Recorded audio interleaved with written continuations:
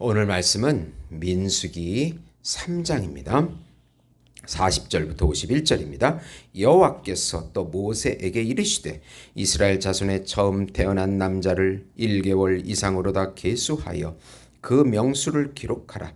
나는 여호와라. 이스라엘 자손 중 모든 처음 태어난 자 대신에 레위인을 내게 돌리고 또 이스라엘 자손의 가축 중 모든 처음 태어난 것 대신에 레위인의 가축을 내게 돌리라.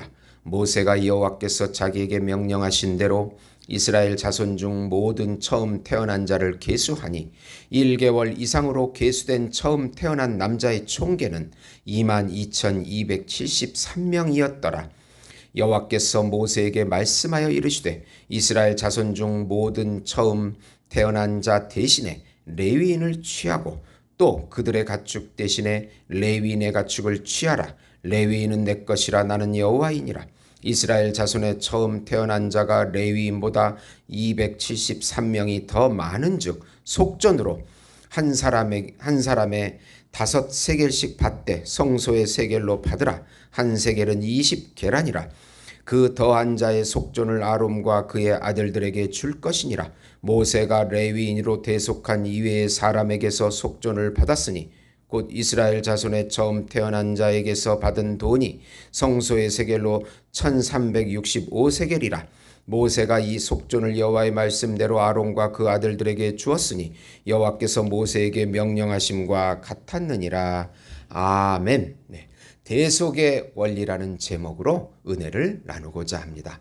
사랑하는 성도 여러분, 복음은 머리의 원리로 시작이 됩니다. 첫머리인 아담이 죄를 지어 하나님의 형상과 모양을 잃어버리고 그 죄악, 불순종의 죄를 모든 후손에게 전가시키게 되는 것입니다. 아담의 모든 후손은 또 그 원죄를 통해서 죄가 오염이 되어서 하나님의 형상과 모양인 의를 잃어버리고 원죄를 가지고 태어나고 죄에 오염된 상태로 태어나게 되어서 전적인 타락으로 인해 죄를 짓게 되는 것입니다.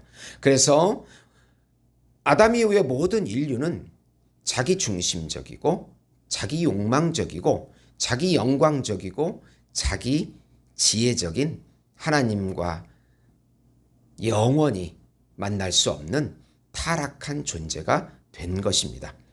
하나님께서는 인류를 구원하시기 위해 둘째 아담, 둘째 머리이신 예수님, 하나님이시고 참 인간이신 예수님을 성육신 시키셔서 그를 십자가에 죽으심으로 그의 죄사함의 의와 또 순종의 의를 우리에게 전가시켜 주셔서 하나님의 형상과 모양을 다시 회복시켜 주시는 의인이 되게 해 주신 것입니다.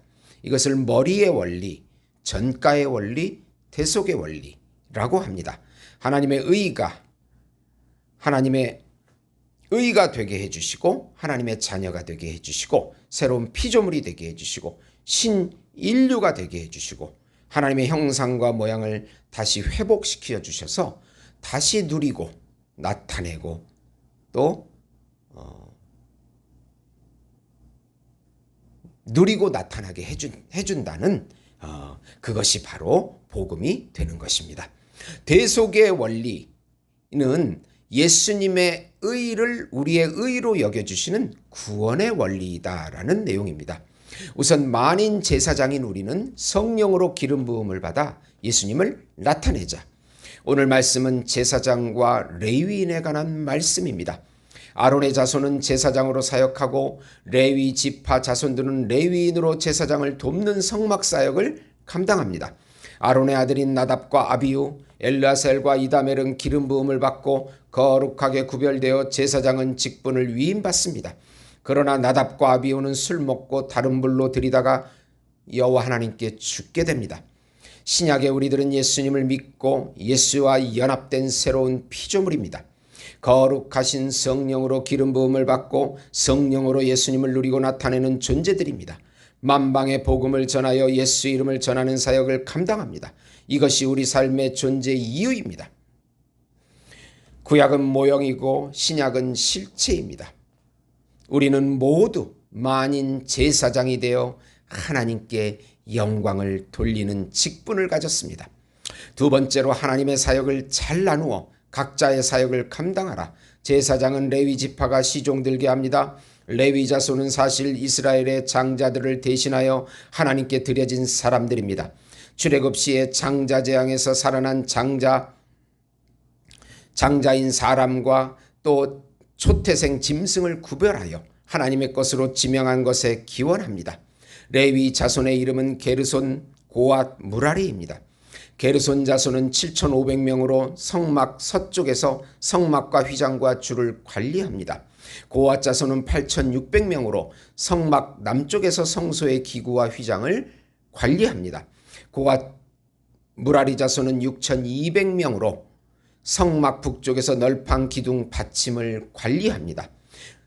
성막 동쪽은 아론과 제사장이 성소의 임무를 감당합니다. 사역을 잘 나누어 하는 것이 중요합니다.